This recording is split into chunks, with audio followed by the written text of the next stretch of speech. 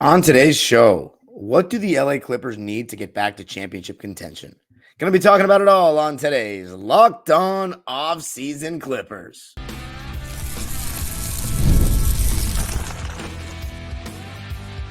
You are Locked On Clippers, your daily Los Angeles Clippers podcast, part of the Locked On Podcast Network, your team every day. Yes, sir. You are locking in with the Clips. Thank you for making Locked On Clippers the first listen of your day, your team every day. I'm your host, Darian Vaziri, born and raised in LA. And going into my 20th season as a Clipper fan this fall, you can also follow me on Twitter and Instagram at Dime Dropper Pod and subscribe to my own YouTube channel, Dime Dropper, for even more LA Clipper, LA sports, and NBA content. And Locked On Clippers is free and available wherever you get your podcasts, including YouTube. Or I want you to let me know what you think are the biggest aspects of getting us back to championship contention, or do you think we're a championship contender as currently constructed? Let me know in the comments below. And this episode is brought to you by FanDuel, America's #1 sportsbook. All you got to do is head over to FanDuel.com and start making the most out of your summer, betting on all kinds of things, all kinds of sports. But of course, right here on Locked On Clippers, we talk about basketball and the NBA and the LA Clippers. And in this one, we're going to talk about how we can get back to championship contention. Now, the haters are going to say, what are you talking about? You guys haven't won anything. So what do you know about championship contention? Well, I know what it feels like to have a shot. In 2020 and 2021, we had a shot. More of a shot than we've ever had in franchise history. Even with any Lob City team, even with the 2015 team when we beat San Antonio and I was on top of the world, I was like, can we make it to that conference finals? In 2020 and 2021, I thought maybe we can go all the way. 2021, actually, I'm not sure. In the moment, no, because after what had happened in the bubble, I was like, I don't think so. When we were tied 2-2, though, I had some optimism. Just that second round barrier felt impossible to break after the 2-3-1 defeats. But in 2020, I legitimately is the only year of my fandom. I thought we were going to win the championship from the beginning of the season. And I never wavered. I did think the Lakers looked better than us, but then in the bubble, the rest is history.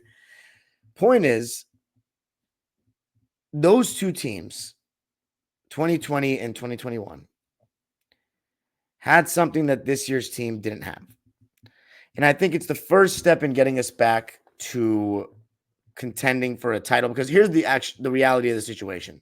I'll talk about it in the second segment, but everyone knows that the biggest issue with the LA Clippers in the 2-1-3 era, beyond anything Paul George did, was that Kawhi Leonard's health has been very unfortunate. He's only finished one playoffs fully healthy, and that was 2020 when he had an extended rest. Everybody had an extended rest. And then he tore his ACL in 2021, which caused him to miss all of 2022. In 2023, tore his meniscus after the second game of the first round against Phoenix. And then this year, he had the knee inflammation that kept him out at the end of the season. Tried to give it a go in games 2 and 3 of the first round against Dallas. And then it was very clear that he wasn't the Kawhi Leonard that we'd seen all season long, the healthy Kawhi Leonard that we know and love. And it was hurting the team, trying to reintegrate him back into things in the biggest games of the season. We have not had Kawhi Leonard healthy, and that's huge. But I strongly believe that with the loss of Paul George, even with the addition of Derek Jones, of Chris Dunn, Mo Bamba, Nico, we are not, even if Kawhi's healthy, and when we have all these guys, given the loss of Paul George, I don't think that we are a championship contender. And you can make an argument that we weren't a true championship contender last year. When we were fully healthy, we had a great stretch, that 26-5 stretch. But we were looking older as the season wore on. I thought we could still make a run, but I knew after that run that dropped us to the 4 seed, we weren't winning a championship. We weren't a serious contender anymore for me. Now, the thing is, when you have a healthy Kawhi, you have a puncher's chance no matter what. That's been proven since 2017 when he ascended to superstardom. But I'll tell you, the Clippers, I think, need to upgrade to win a champ, to really contend for a championship. I think they need to upgrade. Because here's the thing. What if Kawhi finally does stay healthy and we just don't have enough around him? Because, I mean, James Harden being the second guy, I thought we kind of got past that and realized he can't do that at this age. Let's get him to be the third guy. Right now, that's not looking like it's going to be the case. But we also, to me, need a 4, a better option at that bigger forward spot than we have right now. We talked about it all of last year. Are we going to go out and get a backup 4?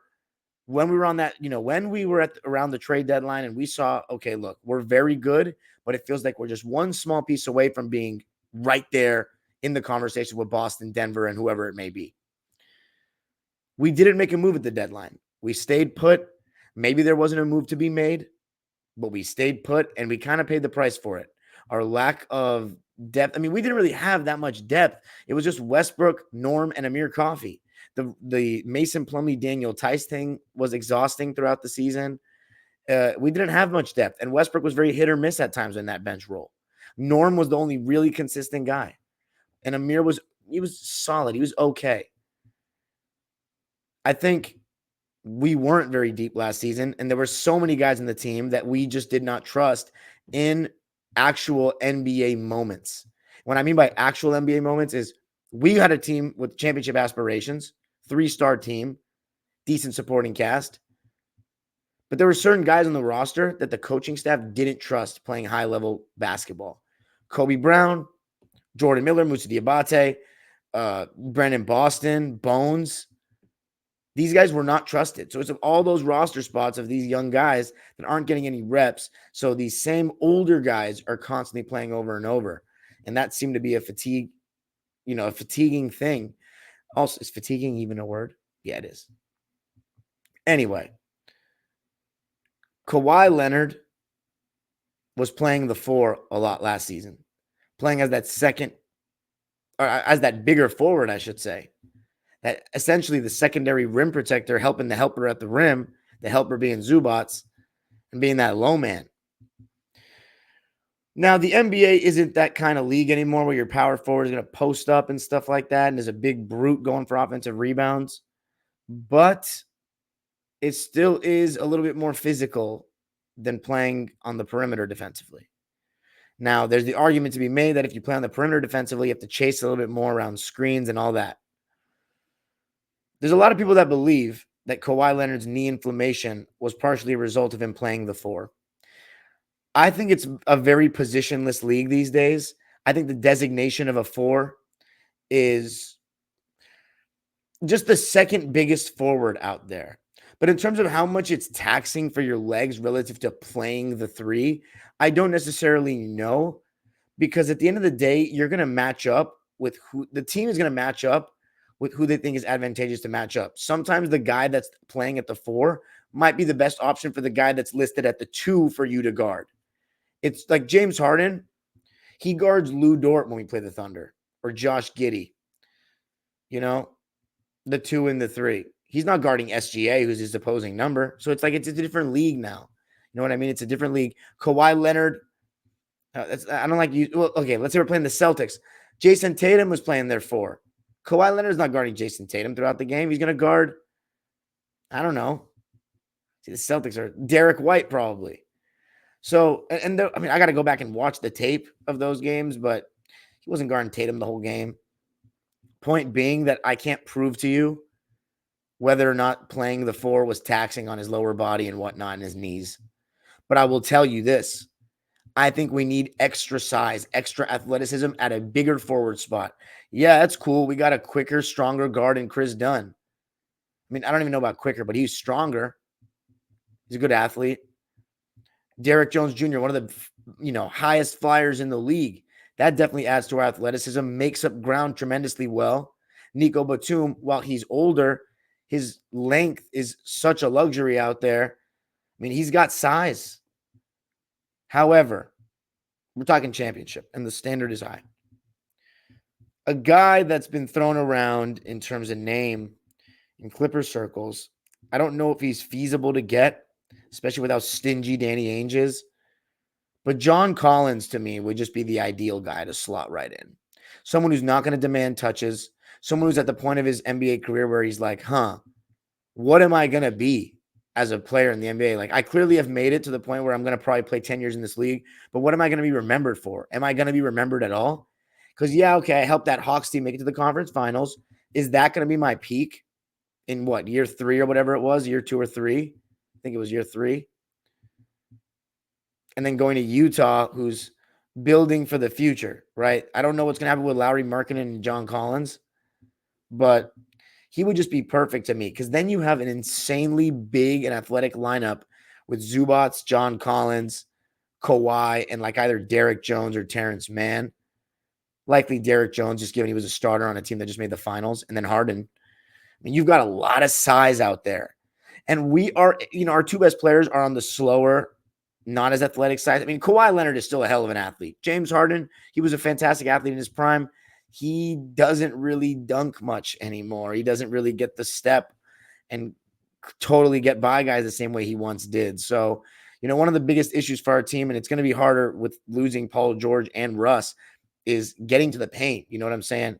Having that athleticism. John Collins, while he's not a guy that would get to the paint like that, he would just be another athlete we can throw around on that backside defensively. And by the way, I'm not trying to get anyone's hopes up and acting like there's rumors that we're going to get John Collins or that we're even inquiring for him. I don't think we're going to make another move.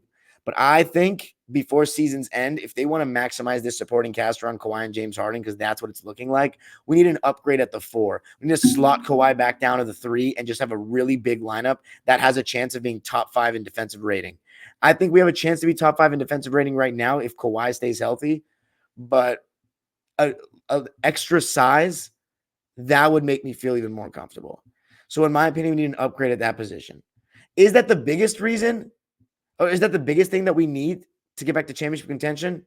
Absolutely not. I'll tell you what is coming up.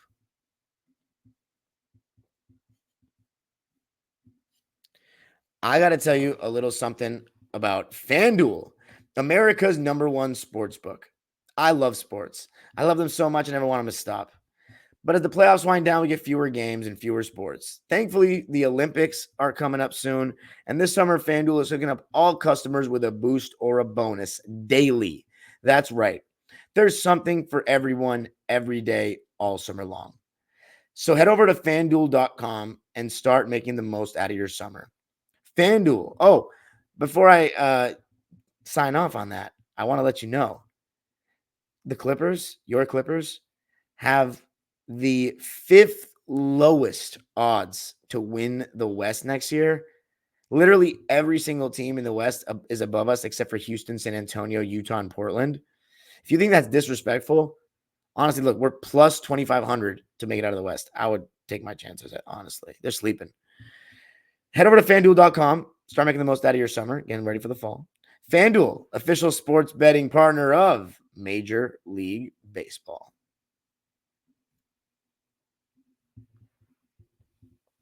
All right. So talking about how the LA Clippers can get back to championship contention, because right now I feel as though the roster is not quite good enough. I mentioned the first reason. I think we need an upgrade at the 4 in that front court spot. Someone to help the helper when Zoo is, playing 2 at once in drop coverage. Another athlete, another potential lob threat, can also stretch the floor. I mentioned John Collins as like a name that would be perfect. Someone like Jonathan Isaac would be insane, but that's just not feasible to me. Collins, the reason why I think that could be feasible is because what is Utah doing? You know what I mean? They're clearly rebuilding. He's a guy that's like almost in his prime. Does he want to contribute in like a PJ Washington, Aaron Gordon kind of role? And I think he's capable of that, given the right supporting cast. I think he would be great here. But the number one problem, the number one thing that we need to get back to championship contention is very obvious, and that is a healthy Kawhi Leonard. Regardless of the criticism of James Harden or Paul George or Russell Westbrook or whoever it may be from last year's playoffs or years before, playing in the playoffs without your number one option never ends well for any team. You saw it this year with Giannis. You saw it last year with Giannis. You saw it this year with Tyrese Halliburton. You saw it this year with Jimmy Butler. All these teams lost. The first option was out. They lost. Kristaps Porzingis may have been out for the Celtics. He's their third option at best. He's not even the third best player, in my opinion. I would take Drew Holiday over him. And I mean, at this point, Derek White and him is a debate as well because of his point of attack defense. But I'll tell you what, when Porzingis has got it going, he's got it going. Point being, third best is different. You missing your guy, your number one, you're not winning. We need Kawhi Leonard healthy to even start the conversation.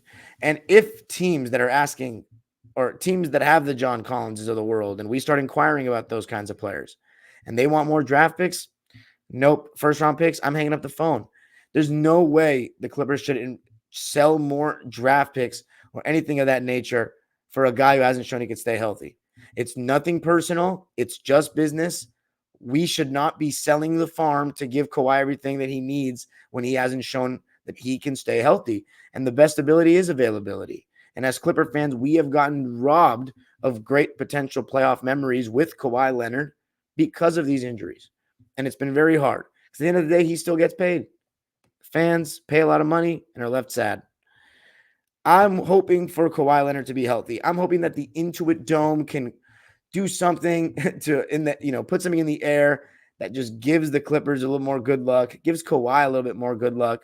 Because, people need to understand what we're talking about here. We're talking about a guy who, in my opinion, as a historian of the game or historian in progress of the game, I think Kawhi Leonard is a top 10 small forward to ever play the game for sure. At his peak, even higher when he's on the court and healthy. I mean, this past season, he averaged 24 points, 6 rebounds, and 4 assists. So 24, 6, and 4 on 52.5% shooting from the field, 42% from 3, and 88.5% from the line. And at the same time, he's playing fantastic defense the entire time. I mean, you can't take away from Kawhi Leonard how well he was playing last year in the 68 games that he played. It was you could argue his best regular season as a Clipper just based off of his availability. I think 2020, he was absolutely amazing because Paul George was out for a good amount of games and he was just scoring, closing games. He was 5th in MVP that year. So to me, that was his best regular season as a Clipper. But this one, you can make an argument just based on the fact that he played 8 more games coming off of a torn meniscus. You know what I'm saying? And a torn ACL just the year before. He came back. He was fantastic. Second team All-NBA and an All-Star yet again.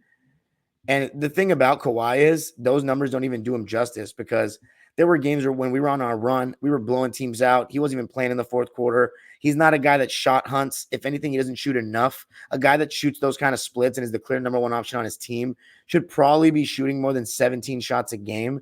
But again, he did have 2 co-stars in in Harden and Paul George. And Harden does demand a lot of the ball. And Westbrook, when he comes in, demands the ball as well. But that's something that I want to see go up next year. Without Paul George, he needs to be averaging 20 shots a game. He has to be. There's no ands, ifs, or buts about it. He needs the gun. And I know it's not the easiest for Kawhi to get good shots compared to some other stars. He's not the quickest. He doesn't have the craziest elevation on his jumper. It feels like when he shoots his jumpers, they're heavily contested, but he's just so damn good. He doesn't even see those contests. And, the way he still finds a way to get to his spots, though, get to his mid-range, usually with the post up and using his strength. But it's not, Kawhi usually feet set. He usually only takes good shots. You're not going to, and some people say that's a great thing. And I do agree, but there are times where I'm like, Kawhi's struggling to get good looks off. You know what I'm saying? He's not the shiftiest in the world. Doesn't make the most, he's not the best off balance shooter, not the best after a lot of dribbles, which again, I discourage a lot of dribbles. But when there are situations where he is ISOing and Kawhi, for whatever reason, when he's ISOing sometimes on the perimeter, he dribbles way too much. And then he doesn't usually hit those shots when he's expended energy like that. But that's just me nitpicking a lot. Kawhi, when healthy, let me just tell you what he's done in the playoffs.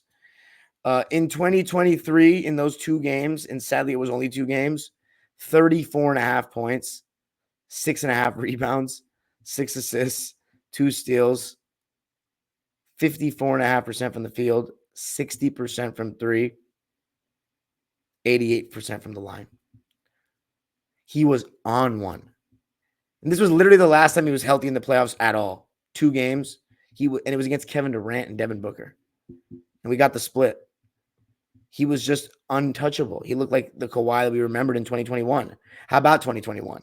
How about 30 points a game in the playoffs before he got hurt? 30 points, 8 rebounds, 4 assists, 2 steals, a block on 57, 39, 88 splits. That's 57% from the field, 39% from 3, 88% from the line. And here's the crazy part. Even in 2021, he didn't have the craziest burst. He wasn't getting all these clean looks off all the time. It's just been a little bit harder for him now after the surgeries. It was all mainly a lot of contested jumpers, but again, his shots, open threes as well. But those contested jumpers from 12 feet, they're not even real contests for him. When you have a mid-range sniper like that, it doesn't even matter. They don't even see it. And that's what Kawhi is. So I'm not going to do the knocking on wood thing all season this year like I did last, but just praying to God, hopefully into a dome, put some good juju in the air, and Kawhi Leonard can stay healthy for the playoffs again in front of the fans for once. But coming up, the sad realities of what our current roster is relative to the championship conversation, why we're going to be better than some people think, and why maybe this whole episode was just a lot of nothing. I'm going to be talking about what that means coming up.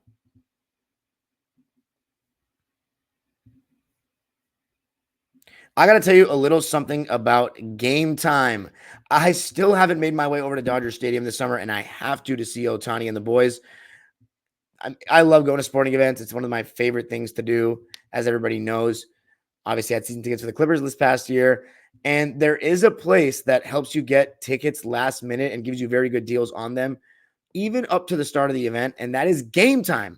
GameTime is an authorized ticket marketplace of Major League Baseball, which makes getting tickets faster and easier. Prices on the GameTime app actually go down the closer it gets to the first pitch. With killer last-minute deals, all-in prices, views from your seat, and their lowest price guarantee, GameTime takes the guesswork out of buying MLB tickets. Get a panoramic view from your seat in the app before you buy. Get the lowest price guarantee, or GameTime will credit you 110% of the difference. Take the guesswork out of buying MLB tickets with GameTime. Download the GameTime app, create an account, and use code LOCKEDONNBA for $20 off your first purchase. Terms apply. Again, create an account and redeem code LOCKEDONNBA for $20 off. Download GameTime today.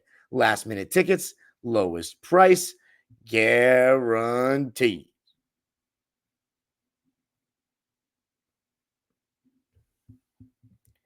All right. So let's talk about some of the sad realities.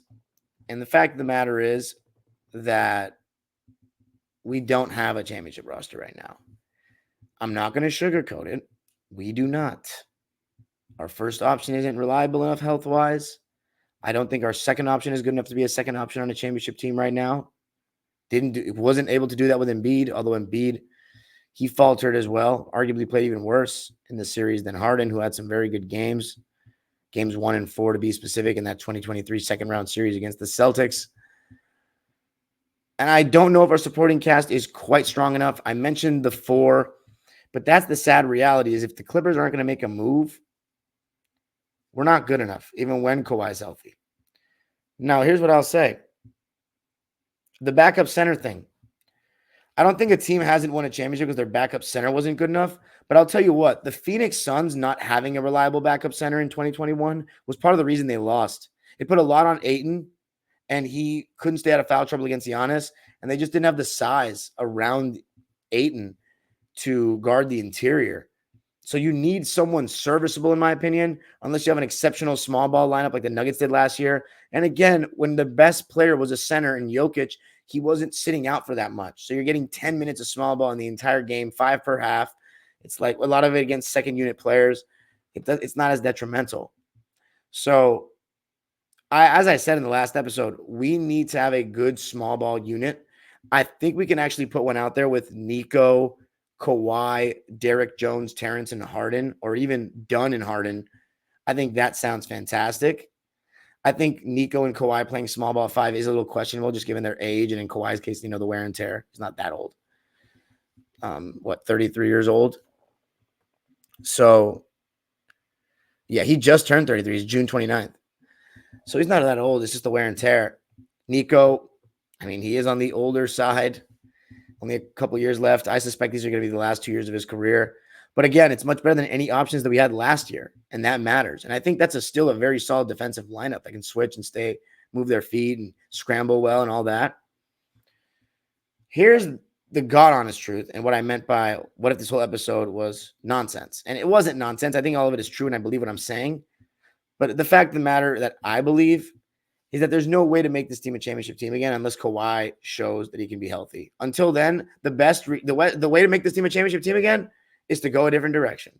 The problem is we can't really build the right way right now because OKC can swap with us this year. So essentially, we're predicted to be worse than them. I think we'll be worse than them because, again, the biggest thing I'm concerned about, I think we're going to be better than people think. Like, James Harden's always been on over 500 teams his entire career. He has a playoff streak. I don't think that's going to end, but I think we'll be flirting with the plan all year. And I think if Kawhi misses 20-plus games, we will not be able to combat that as well without Paul George. It'll be James Harden putting up a lot of stats. He'll have some incredible games. I think he'll average 20 points next year, but it's not – we're talking about the championship. We're talking about getting back to that.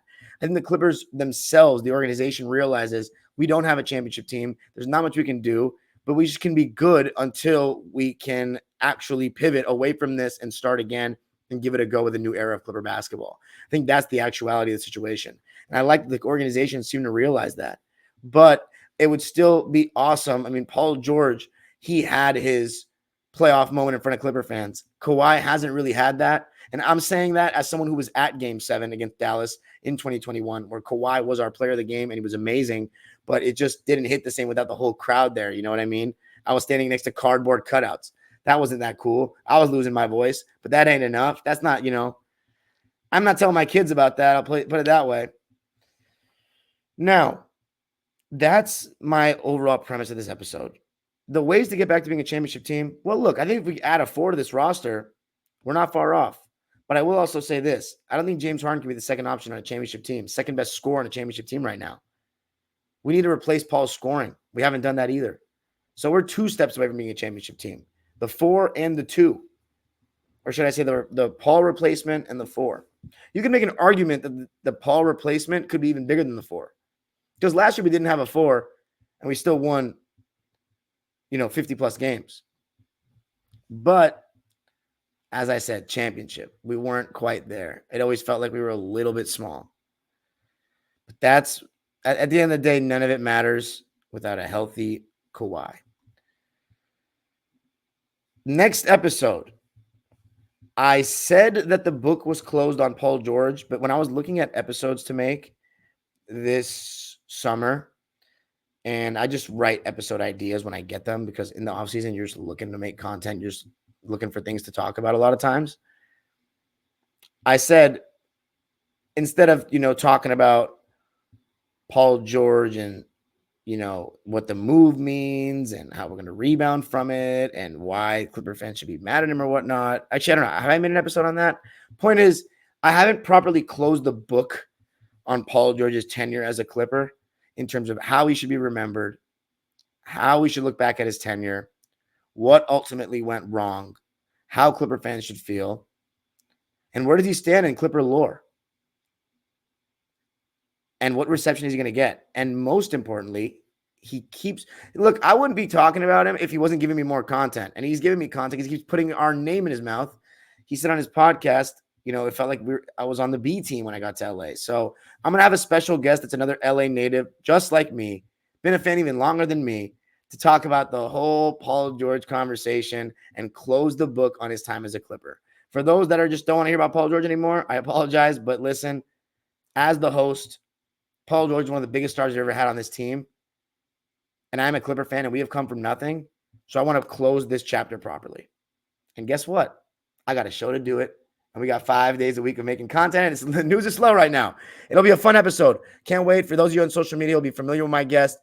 And let me know what you think. You can follow me on Twitter and Instagram at Dime Dropper Pod. Subscribe to my own YouTube channel, Dime Dropper, for even more LA Clipper and LA sports content. And Locked On Clippers, you can find it wherever you get your podcasts, never behind a paywall, and YouTube as well. Hit the subscribe button on YouTube, hit the notification bell so you know every single time we post a video, but also listen on audio if you can't listen on video some days.